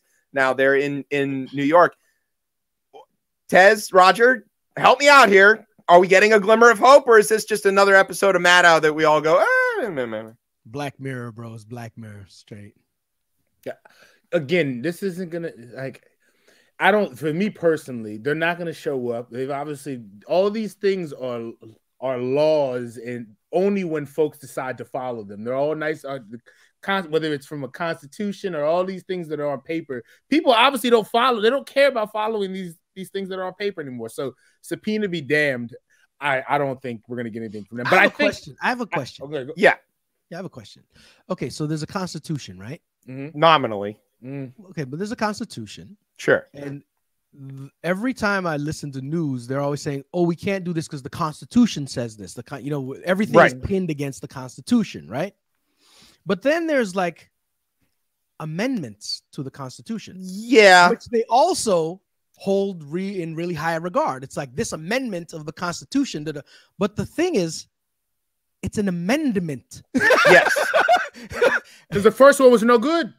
Yeah, the first one had 3/5 compromise and a bunch of other terrible shit in it. This is what I'm trying to understand is like why, and this is like I'm a curious person observing American politics. Sure. How is it that this Constitution is so important, but you can't amend the Constitution now, but you're living on amendments of the Constitution? Well, we can amend it. It's just very difficult. The founders you know what I mean, though. It's made it next to impossible to do. And exactly. I mean, if you look at the things that are the amendments in sort of more recent history, talking about in the last 100 years, and that would be, say, like changing the way that we elect presidents, changing the way we elect senators, and those kind of things that are sort of semi-procedural and stuff, you'd think those are kind of easy, like, meatballs groove down the middle, you're going to swing and get a double no matter what, but they're not. Now it would be impossible. If Biden proposed an amendment tomorrow that would guarantee puppies that shit gold and cured cancer to every American,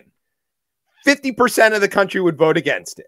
I just think it's really interesting that I'm fascinated by this. We have a shithole country, Roger. We're sorry. The framers are ingenious. The framers are kind of ingenious, right? Because they set it up to make sure, like, they're really were trying to protect. To maintain white supremacy? And just like, if you don't got no property, we want to hear from you. Like, it's right. It's really insidious the way they set it up. And now we look back and we're like, all right, well, now we can't change shit. And some of the things we're gonna follow this amendment. Right. So it's funny that I don't understand that. I'm really you mention it that way, but some of these amendments seem like people don't realize that they're or also people often ascribe constitutionality to things that aren't in the Constitution. Right. A really large number of people, and including senators and congressmen, have no fucking clue what's in this document. They can't reference it. They don't know any lines or quotes or anything. They carry around these pocket constitutions, which I think they used to wipe their ass with. I don't know, but they have no clue whatsoever. The Republicans all know one amendment, the second one, and they don't know how punctuation works, and they don't care because they think it says a bunch of shit that it doesn't. And everybody else is like hung up on what the founders meant. And There you go. often you don't have to look at what they meant. You can just look at what they wrote. And sometimes what they wrote is in contrary to what they meant. Like they wrote about freedom and democracy and access to voting, but they meant not for you, certain kinds of people or women or anything else like that. So it is a complicated thing, and we don't teach civics in this country, so we can be forgiven for not having anybody who knows any fucking thing. We're from DC.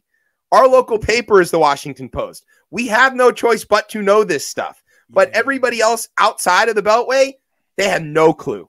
No clue whatsoever. Fascinated by it, just curious, you know. And think about it, you don't teach it in the school, so then you could. There's only if you really want to learn about it and know how this shit works, you can go out and get the information. You can literally just look it up. You can look it up, but if it's not in the schools and people are already disenchanted with politics in general, the same people who are in power, this is the way you get to keep it. I don't know. It doesn't look good. It doesn't look good. It does not. In this story about the subpoenas, though, there was this piece of very unintentional comedy that I want to read to you. Here's the first sentence, which I think is hilarious. Giuliani's lawyer, Robert Costello, full stop. Giuliani could find somebody willing to represent him. He had this quote where he says, "It should be obvious even to a non-lawyer like Benny Thompson that besides executive privilege, we have attorney-client privilege, and to my knowledge, Donald Trump hasn't waived that privilege." Speaking of non-lawyers, your client, Rudy Giuliani, not a lawyer, disbarred. Wow. Hilarious. Remember, that was the mayor of America, right? That's What a America's turn of mayor. events, you know, like he was, Yes, he was. there it is. He just 9/11, kept his he head was down. the man. He could have been drinking scotch and smoking cigars and, butt dialing Olivia Nuzzi like for the rest of his life and never had this problem. Instead, he divorced his cousin that he was married to and then turned into a crazy person. And then did Borat. Yeah, that was fucking hilarious. There was a decision at the Supreme Court yesterday that went 8-1. It was announced 8-1, and I guessed the one immediately. I knew exactly who the one was. When it said the 8-1 I said I already know. I know who that one is. God damn it's my neighbor. It's your neighbor and my fellow brother. Yeah, I don't know about that. Yeah, I gotta claim. Yeah, do you? I do. Because his wife financed the insurrection. I know. It's hard. It doesn't change the color of his skin, though. God damn it. That's not the point, really, right? I mean, it's just shameful. It is. The Supreme Court on Wednesday rejected Donald Trump's request to block the release of his White House records to the committee investigating January 6th, because of course it did, because even the judges he appointed were like, nah, dude, this is blatantly legal. We're going to do this. Of course we're going to do this. He was mad about it, though. He issued various statements that sounded like a 3-year-old screaming. I have a 3-year-old. She screams. It sounds like Donald Trump. I don't know what he thought was going to happen, because he does live in this fantasy world where, like, they're my judges, but they're not your judges, and that doesn't work. Thomas also didn't give a reason why. He's a fucking dick weasel, man. I think I know why. He can't read the filing. Oh, geez. No. He's illiterate. Don't say that. No, don't. He's not illiterate. There's all this evidence, man. Do the research. I will not. Now you're Jordan Clapper. I wish. Illiterate. He's not illiterate. I'll show you this whole theory about it. I know it's obviously ridiculous. On YouTube? No. This has been ongoing before there was YouTube. This goes back to like the questions during the hearings in the 90s about whether he was like legitimate and all this kind of stuff. There's various undertones to some of it, obviously. I know. That's what I'm saying. I feel really weird about it. Even it's bad. I'll have to send you the idea, but it mostly revolves around Scalia being a terrible person, which is very, very believable. Oh, Scalia. That's my buddy. Yeah. I mean, we had a joke one day of folks like I would probably get along with, and I think I share a birth. Wasn't I shared? Yeah, you have a birthday, and like you both love baseball and like some other stuff, but you don't love opera, and he does. Yeah, what's the name? I'm part Italian. That's why I get along. He's my he's my Goombad. That's why. There you go. All right, let's get on to the Tez talk briefly. Yeah. Tez, this is about your favorite sport. My favorite sport, it's golf. Curling. That's mine. No, the Jew likes curling and a black guy likes golf. Of course. Oh, golf. You like golf. I do. I enjoy. He's a golfer. So, bro, how do you watch golf on TV? Okay, I get playing golf and all this, but how do you watch golf on TV? it's similar to baseball in Yes, watching. how do you watch baseball? Exactly. Oh, Right, well, I right. can watch baseball for days. I mean, that's Well, Yo, because going there's to a baseball defense in game is super baseball. fun. Live, it's super fun. But watching that thing on TV, I can't do it. Bro. Watching a pitcher pick apart a hitter is unbelievable. There's You have nothing no- I like have it. a homie who's like a production pitcher is person it? on my crew, and he's obsessed with baseball. I And he watch spent pitching. hours driving in the car trying to spit me the game, and I'm like, so I sat with him, and he's breaking it all down. I'm like, okay, that's cool, but you know, I come from Canada, bro. There's fights in hockey. You know what I mean? Yeah, we can't. We can't. We have compete Tom with Wilson. that. We know about Yeah, that. Yeah, right. We can't. But to Chip's point, you watch baseball because you gotta find love in pitching. You have to. If you can't find the love in the pitching, you're never gonna enjoy it. Right. With golf, Right. I don't really know how people watch golf. Actually, I sit back and enjoy it. I think I enjoy some of the foolishness around it, like the folks being quiet, and I enjoy breaking all those rules when I go to the course. So like and like everybody's they're on and they're like talking really quiet because he's going up to go ahead and all that shit I find very stupid in the but It's funny, yeah. it's funny. But I like the game though. But watching it can be really boring. And I usually boring. but sometimes you're just sitting around on Sunday and you ain't doing nothing. It's good for background. Yeah, it's You good look- to have on while you're cleaning the house. Wow, I that's a guess. really good sell there, Tez, on the whole golf. You should work You know there's for a golf- TSN or whatever. You know, there's a golf channel on XM radio. Can you believe that there's golf on the I do radio? believe it, man. There's everything on everything. Everything's on the for Sunday. radio. Yeah. What is Everybody. golf on the radio? Yeah, And I can't imagine. I'm not Like I try to listen to NASCAR on the radio, and that's pretty No. stupid. But No. golf on the radio? Come you're- on. No, yeah, I'm not gonna sit here and defend that. But this story is wild because how do you pronounce Zach's last name? Is it Sure? Suker, I think. Suker. Is it Suker? All right. So right. Yo, that you dude go- looks like my neighbor. Right. They all do. They all do. They all do, Roger. So his clubs didn't arrive, right? Because he's going to a tournament. What is it? He's on the Corn Ferry Tour. He's competing in the Corn Ferry Tour. So Very all right, prestigious. prestigious, right? They get a striped purple jacket. right, yeah, husking away. So right, he goes It's ahead. artisanal corn. Artisanal. I was thinking like those little fancy corns with the Yeah, different the- color. right, Is that the- the artisanal one? Yeah, the That's colored, it? the different color, multicolored. Used to call it Indian corn, but that's very Yeah, I was terrible. We not don't about say to that call it- anymore. I was not about to call it that. I was No. not about to call it that. Okay. So The right, colored corn. the colored corn. I like that. We're the better, right? Washington football team now, sir. Oh, You now get it right. Oh, now Yeah, you say word is football. born. Yeah. teams. Look at What you. the fucks? All right, Right. go on. Tell the All story. right, so Zach, right? He doesn't have his clubs, but he somehow turns his nightmare scenario. He also doesn't have his shoes. He doesn't have shoes either. Excuse me, I missed that part out. He doesn't have shoes either. So, per Ryan French, also known, I think his Twitter handle is a case of the Gulf one. Suker's clubs didn't arrive for his opening tee off, and what he ended up doing is he got sneakers in a few clubs from other people inside this tournament, and then he went on to birdie the first 5 holes. Right. And any folks who don't know Yeah. about birdieing, right? That's Yeah, trying yeah. to shoot. Right. Okay. All right. I don't He got understand. under par. He did Well, well. under par. And for right and I think for the shoes, hold on, I'm looking through the article, right? Weren't they just a pair of sneakers? Just a pair of sneakers. Which that's how I usually show up to the golf course and make people upset. Like I just show them some busted ass sneakers. I was out there in like some LeBrons one time. Nice. if we get That's the why they gig don't with let black people in the country club, bro. They're Exactly. like, see, they're gonna come and wear this shit. Exactly. Their rap music. Whenever when the day I have like big money, I'm gonna make a country club that's open to all, but we will have certain like requirements. when I It'll go be hard for white people to get it. when I go for my once a year golf tournament charity thing, I don't actually play the golf. I just ride around in the cart.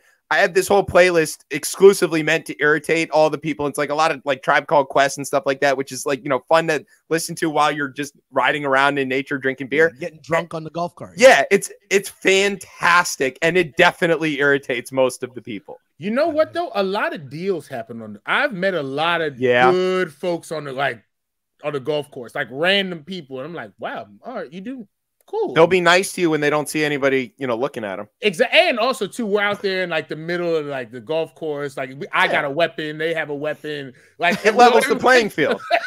They don't want to get me upset. I'm like, Well, we're angling to get to be part of this charity golf tournament to help support our favorite new minor league baseball team, the Crop Dusters, the only Crop Dusters. And so shit name. literally Crop Dusters. Wow. And we're very excited. I was in communication with the owner of the team today. So we're going to get to play well, I'm not going to play. I'm going to caddy. Tez is going to play. And I will drink beer, drive the cart, and run the playlist for him. So Tez, you're gangster on the court. You're gangster.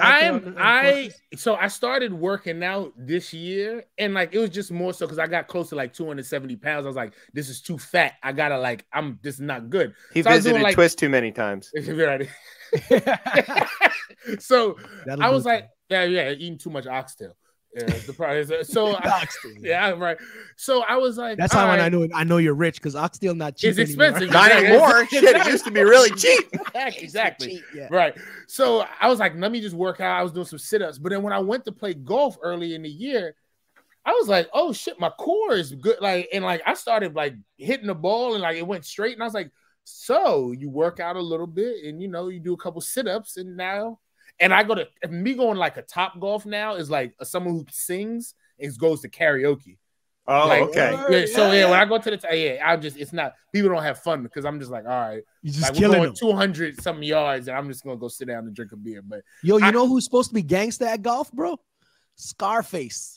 Scarface is it's supposed to be really good at golf, and then Schoolboy Q I hear is good at golf as well too. Yes. See, this is what happens when you get money. You have to spend a lot of time getting good at golf. That's how that works. Get a record deal, golf membership. Even when you don't have money, you can just go fake it till you make it. And go, yeah. Don't let the play down at Haynes Point. Don't let the oxtail fool you. I'm going broke. My credit card's maxed out by DC has public golf courses. We're good. There's a public golf course in Ann Arbor. It's used exclusively for tailgating. No one's out there. It's only 3 weeks out of the year you can play golf in Ann Arbor. It's otherwise covered in snow. I got another rap lyric here for you. Yeah, let's do that. Here goes the rap lyric. This is weird because I don't kind of remember. All right. Have you ever went over to a friend's house to eat the food? It just ain't no good. I mean, the macaroni soggy and the peas are mushed and the chicken tastes like wood. This is an easy one. I don't know that one. Right? I messed up the cadence though. But Chip, who is it? Okay, so that's in Rapper's Delight, but the question is really who wrote that line, because there's this big argument whether it was Kaz or whether it was Wonder Mike, and I believe that the story goes that I'm Wonder Mike and I say hello. Yeah, and the story goes that he got the call to come and record this song and needed more rhymes than he had, and he asked Kaz for his notebook, and he was like, "Sure, whatever, buddy," and he gave it to him, and then. He spit the lyric. Yeah, and it's funny because there's even this whole like part of the song about it's not okay to bite lines from other people. Yeah. And he's literally reading it out of another guy's book. I got one other one, and you're gonna know this one, but I like this one because it's full of food references in this one. Big wheels, big straps. You know I like it supersized. Passengers are red bone or weave look like curly fries. Inside fish sticks, outside tartar sauce. Pocket full of celery. Imagine what she's telling me. Blowing on asparagus, the realest shit I ever smoked. I don't know that one, B. That's Young Jeezy. Oh, I don't know Young Jeezy. Bro. He said no. He said I don't like. I didn't like. It's too mainstream for me. I never listened to no Jeezy, bro. No, you say he sound like, but the tone of your voice changed when we mentioned Jeezy. He said, I don't do no. I just don't know Jeezy. Honestly, I just don't know it. I just don't know. I like any rhyme that can get asparagus in there. I like it. Just has so many. He's like, that's a word that doesn't rhyme with like anything. Asparagus. Yes. We live in a raw deal, 3-course meal, spaghetti, fettuccine, and veal. That's Puffy. There you go. All right, yeah. He's good. He's pretty good. He got the ones that were his own too. That was impressive. No, the ones that I can't tell you how many songs I've written that I forget the words to, and I go back. I'm looking through my book, and I'm like, holy shit, this is great, or this is terrible. I was impressed that you got, because if someone threw a lyric of mine from, I might be like, yo, it's crazy because when I go to do shows it takes me like a week of practice to memorize all my lyrics, man. It's like I just write them so fast, I forget, I drop them, and then I'm gone. You know. Now think about somebody like Jay-Z who doesn't even write them down. So if I he know, it's forgets, crazy. he's like Yeah. in big trouble. Yeah, But yeah. see, Well, no, but- Jay-Z's just like, okay, you just put Yeah, the mic out and lets them sing yeah, it. He's like, exactly. okay, now I Right. know where we are. The crowd does it for him.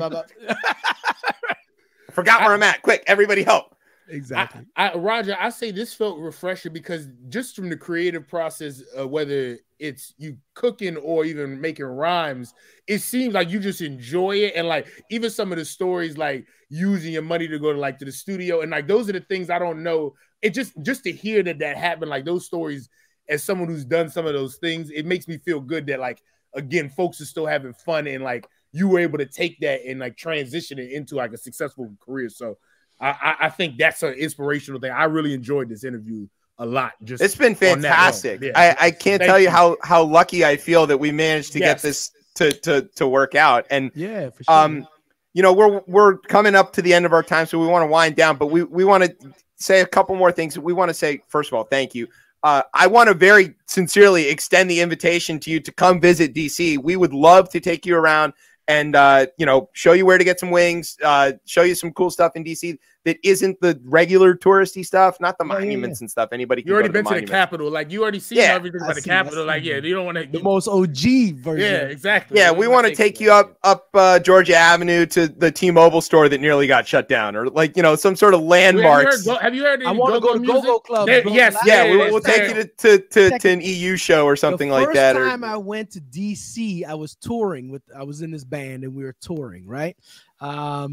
We're touring all over America. We stopped in DC to do some shows, and they were like, "Yo, you gotta hit the Go-Go Club. I hear about this Go-Go." So they're like, "You gotta hit the Go-Go Club." And then somebody else in the group goes, "Yo, you can't take him to the Go-Go Club. You gotta That be, always starts off like you that. gotta be affiliated to get to the it's Go-Go not Club." like And I'm that like, difficult. really? What the hell is this all about, right? And so they told me broke down the whole scene, and I'm like, man, now I really want to go to the Go-Go Club. No, it's a lovely experience. I'll say there are certain clubs that again was crazy. Like even before my time, the Ibex is the one that comes up for most Well, folks. back at Nations, when we used to go to Nations, that was like where it would get real fuzzy. But the vibe and the energy, the vibe and the energy of a go-go is something that is just insane. Like it really takes you over. It's The hard reaction to to like the interaction between the stage and the crowd. It's almost like if you're there, you're part of the show. You are part of the band. Like band doesn't work without the crowd. Like one time I was at a show, Backyard, they did a show and 2 Chainz was on the show with them. But 2 Chainz opens for Backyard. 2 Chainz Right. isn't the last act. Yeah. Wow. Backyard is the last act. Wow. So that is just like, and I've always respected the city and the music that's how they treated it, even for like the larger acts. Or like Kanye West, when his first album dropped, he came to I think it's Club U, or it was a Club U, and he was doing his songs with Listen Band. Yeah, I think I saw something with like maybe M opened up for Junkyard at 9:30, like back in the early 2000s or something like Right. that. I saw this, Wow. and this was like an insane thing, but it seemed normal to us. Yo, man, Right. I gotta come check Yes. out these Momo and the Go-Go joint and maybe revisit the Capitol. Yes, See what happens we'll if I get put you up a security couple clearance rounds. for that. Now he's gonna get us security clearance. He knows. Yeah, right. He know knows not people, security. I know He knows the people. Capitol Police. That's right. Don't want to call him security. All right. He's got All right. juice. Well, he's got to get into the country first. I don't know if we're gonna open our borders yet. Crazy. All right, so as we're gonna go out with Roger's song "Greed," which is really, I think it's my favorite of your songs. It speaks to me in a lot of ways. I think everybody should listen to it. It's very important. So where can people follow you? How can they get in touch? How can they, watch the shows and all that kind of good stuff? All right, so go see how my name is spelled there down under my thing. Hit that and just there you go. At Roger Mooking, everything. Facebook, Twitter, Instagram, everything is at Roger Mooking. RogerMooking.com is my website. So go dive in, check it out. You're listening to Greed, baby. All right, and your show when does the next seasons of various shows come back out? Doing right now. Wall of Chefs is launching out in Canada. We're on the 3rd episode for this year, so Mondays at 10 p.m. Eastern Pacific time. You can check that in Canada. Man Fire Food is always in stupid amount of reruns. There's a weekend marathon every weekend, so you can go sit down all day, watch Man Fire Food. There's lots of stuff. Fantastic, and we can't wait. We're hopeful we get you back. You know, when your next project comes out, we'll get you on. You know, if you want to open up a restaurant here in the district, we can help you make that that happen. All right. I don't know, Tez, you got anything else to add to all of this? This has been an unbelievable show. Great. Roger, if you get very famous after doing this show, you owe us a beer. Okay. Yeah, right. you owe me a plane ticket to DC. We got that. We can definitely we'll put you on. We're Southwest now. We got Southwest. Oh, Southwest. Oh, I can't wait to go on Southwest. I took Southwest once, and then I called my manager. I said, "Make sure I never fly that shit again," because they don't give you a seat, and people were bowling over the 85-year-old women to get to a seat. It was the most revolting thing. Wait till you get on Spirit. Yeah, Spirit's a whole nother animal. Oh my God. Don't worry, he's big time. He doesn't need that. No, I don't do that stuff. We'll fly him into BWI. I love it. Yeah. We'll make him fly to BWI and kind of knock him down a peg or two. All right. Anyway, Thurgood Marshall. Hey, they named it after him. They did. I'm not mad at it. I'm not mad. I'm good with it. Better than I'll tell you about my old house. Nationals, man. Reagan. We don't call it that. It's don't. called National Airport. We do not recognize the name of an airport named after a guy who fired all the air traffic controllers. That is unbelievable. How did he get an airport? Anyways, I don't know. Newt Gingrich. That's how. All right. We're playing Greed. We're gonna go out on Greed, but we want to do our little thanks. So we want to say thank you to Roger for joining us. It's a huge honor. We can't wait, for the episode of Mumbo Sauce on Man Fire Food. We'll teach you about half smokes. You know about half smokes? That's a whole other thing. We got to. Yeah, I know about half smokes. Okay, we'll take him to Ben's. We'll see what we can do. I got to go off and have a baby. Tomorrow. So if you're watching this, tomorrow this time I'll have a third kid. That'll be pretty interesting.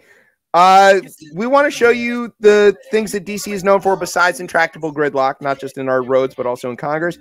And we want to say thank you to our radio partners, Stitcher, iTunes, Google, Spotify, all those guys. Thanks to NOTN for keeping us on twice a week, we assume, although we haven't checked. Thanks to our digital media, Beef Wellington, Key Wayne, Baltimore.